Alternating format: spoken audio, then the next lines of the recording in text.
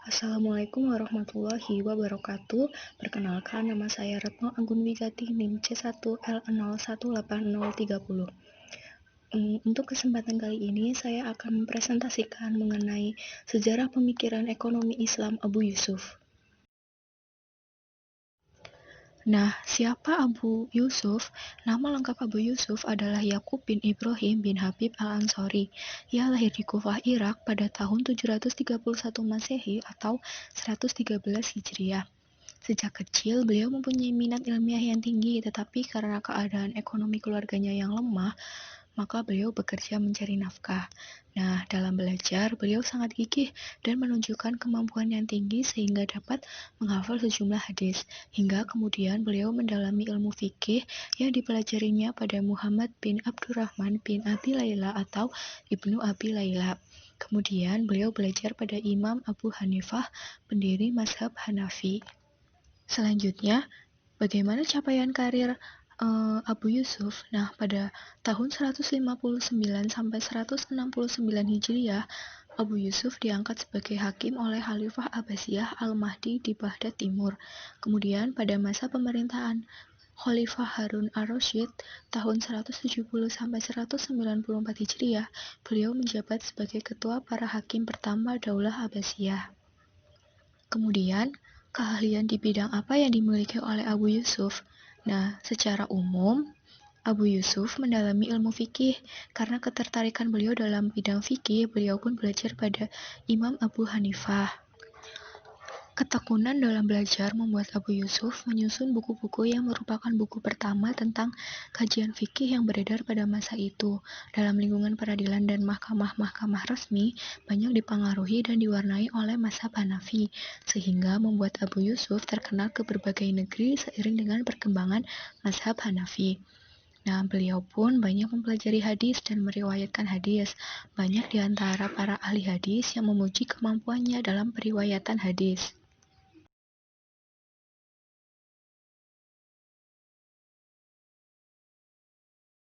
Kemudian pokok-pokok pemikiran Abu Yusuf dalam bidang ekonomi. Nah, sejak awal pemikiran ekonomi Islam terfokus pada penekanan terhadap tanggung jawab penguasa. Atas permintaan Khalifah Harun ar-Rasyid, Abu Yusuf menyusun kitab Al-Haraj untuk digunakan sebagai pedoman dalam pelaksanaan sistem perpajakan, yaitu menghimpun pemasukan atau pendapatan negara dari haraj, urs, zakat, dan jizyah. Haraj adalah pajak atas tanah atau bumi yang pada awalnya dikenakan terhadap wilayah yang ditaklukkan melalui perang ataupun karena pemilikan mengadakan perjanjian damai dengan pasukan muslim. Kemudian urs adalah zakat atas hasil pertanian dan bea cukai yang dikenakan kepada pedagang muslim maupun non-muslim yang melintasi wilayah Daulah Islamiyah yang dibayar hanya sekali dalam setahun. Untuk pengelolaan zakat pertanian ditentukan sebagai berikut. Jika pengelolaan tanah menggunakan teknik irigasi ditentukan 5%, dan jika pengelolaan tanah menggunakan teknik irigasi tada hujan ditentukan 10%. Bea cukai untuk pedagang muslim dikenakan 2,5%, sedangkan untuk orang-orang yang dilindungi dikenakan 5%. Kemudian jizyah. Jizyah adalah pajak yang dibayarkan oleh orang non-muslim yang hidup di negara dan pemerintahan Islam sebagai imbalan atas perlindungan hukum, kemerdekaan, keselamatan jiwa, dan harta mereka. Nah, dalam kitab Al-Haraj, pemikiran Abu Yusuf mencakup berbagai bidang, di antaranya yang pertama, pemerintahan, di mana Abu Yusuf mengemukakan bahwa seorang penguasa bukanlah seorang raja yang dapat berbuat secara diktator. Seorang khalifah adalah wakil Allah yang ditugaskan di bumi untuk melaksanakan perintah Allah. Oleh karena itu harus bertindak atas nama Allah Subhanahu wa taala. Dalam hubungan hak dan tanggung jawab pemerintahan terhadap rakyat, Abu Yusuf menyusun sebuah kaidah fikih yang sangat populer, yaitu setiap tindakan pemerintah yang berkaitan dengan rakyat senantiasa terkait dengan kemaslahatan mereka. Kemudian yang kedua, keuangan. Abu Yusuf menyatakan bahwa uang negara bukan milik khalifah, tetapi amanat Allah dan rakyatnya yang harus dijaga dengan penuh tanggung jawab. Kemudian yang ketiga, pertanahan. Abu Yusuf berpendapat bahwa tanah yang diperoleh dari pemberian dapat ditarik kembali jika tidak digarap selama 3 tahun dan diberikan kepada orang lain. Kemudian perpajakan. Abu Yusuf berpendapat bahwa pajak hanya ditetapkan pada harta yang melebihi kebutuhan rakyat dan ditetapkan berdasarkan kerelaan mereka.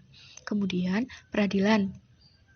Abu Yusuf mengatakan bahwa suatu peradilan adalah keadilan yang murni, menetapkan hukum tidak dibenarkan berdasarkan hal yang subhat atau sesuatu yang tidak pasti. Kesalahan dalam mengampuni lebih baik daripada kesalahan dalam menghukum. Nah, pemikiran Abu Yusuf dalam konsep-konsep ekonomi menitik beratkan pada bidang perpajakan dan tanggung jawab negara dalam bidang ekonomi. Abu Yusuf menganjurkan model pajak yang proporsional atas hasil produksi tanah yang dianggapnya sebagai metode yang jujur dan seimbang bagi kedua belah pihak dalam keadaan hasil panen yang baik maupun yang buruk. Seperti dalam kasus Haraj, apabila nilai pajak tetap sementara terjadi penurunan produksi, maka ada kemungkinan membebani si wajib pajak yang akan mengakibatkan negara kehilangan penghasilan potensial yang sangat baik, karena pada saat itu si wajib pajak tadi akan membayar sejumlah uang yang sangat tinggi, itu akan merugikan kepentingannya. Begitupun sebaliknya, apabila terjadi peningkatan produksi, nilai pajak yang tetap itu akan menjadi rendah dan tidak sesuai dengan kebutuhan negara dalam melaksanakan administrasinya.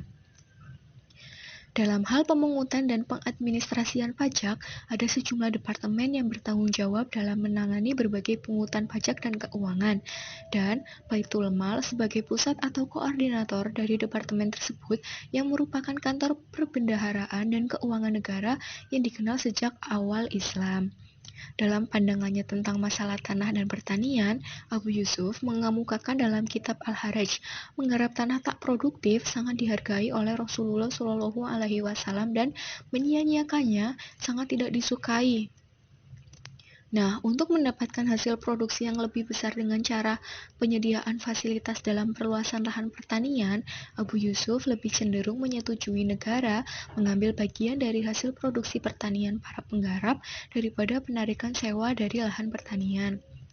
Abu Yusuf juga memberikan pandangannya terhadap mekanisme pasar. Abu Yusuf menyatakan dalam kitab Al-Haraj tidak ada batasan tertentu tentang murah dan mahal yang dapat dipastikan. Hal tersebut ada yang mengaturnya. Prinsipnya tidak bisa diketahui. Murah bukan karena melimpahnya makanan, demikian juga mahal tidak disebabkan kelangkaan makanan. Murah dan mahal merupakan ketentuan Allah. Kadang-kadang makanan berlimpah tetapi tetap mahal dan kadang-kadang makanan sangat sedikit tetapi murah. Nah, dari pernyataan tersebut, Abu Yusuf tampaknya menyangkal pendapat umum mengenai hubungan timbal balik antara penawaran dan harga. Pendapat umum yang berkembang saat ini menyatakan apabila barang yang tersedia sedikit, maka kemungkinan harganya pun akan mahal. Begitupun sebaliknya.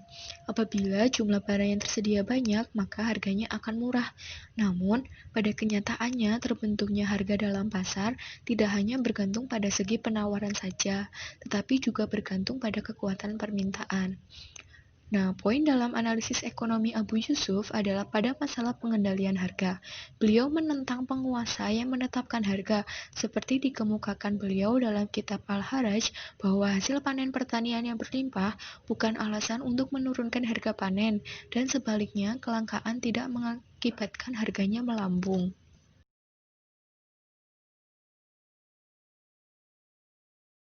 Selanjutnya, karya apa saja yang dihasilkan oleh Abu Yusuf? Yang pertama, kitab Al-Ansor yang memuat hadis yang diriwayatkan beliau dari ayah dan gurunya.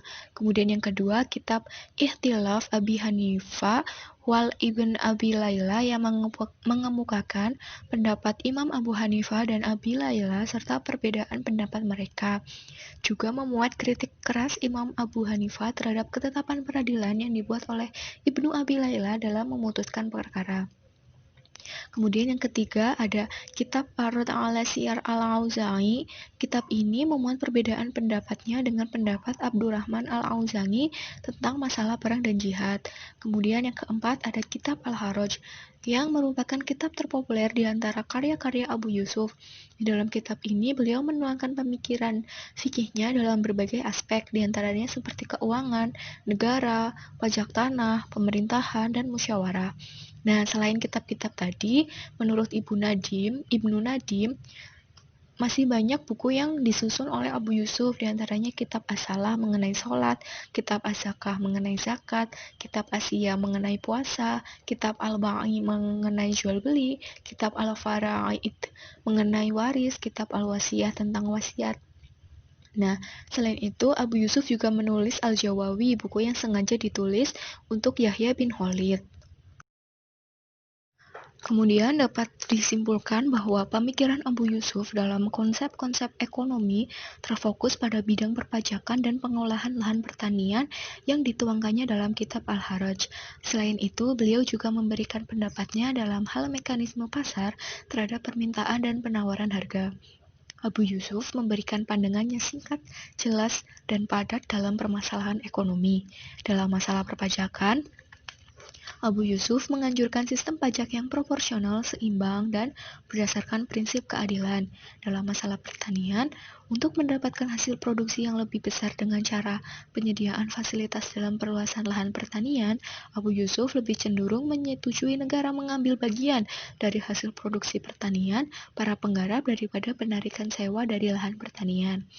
Kemudian dalam hal mekanisme pasar, Abu Yusuf memberikan pandangan yang berbeda dengan pendapat umum, di mana harga yang lebih mahal bukan berarti terdapat kelangkaan barang dan harga yang murah bukan berarti jumlah barang melimpah, tetapi ada variabel-variabel lain yang menentukan pembentukan harga. Nah, selain itu Abu Yusuf juga menentang penguasa menentukan harga. Sekiranya itu yang dapat saya sampaikan. Apabila ada salah kata, saya mohon maaf. Terima kasih. Wassalamualaikum warahmatullahi wabarakatuh.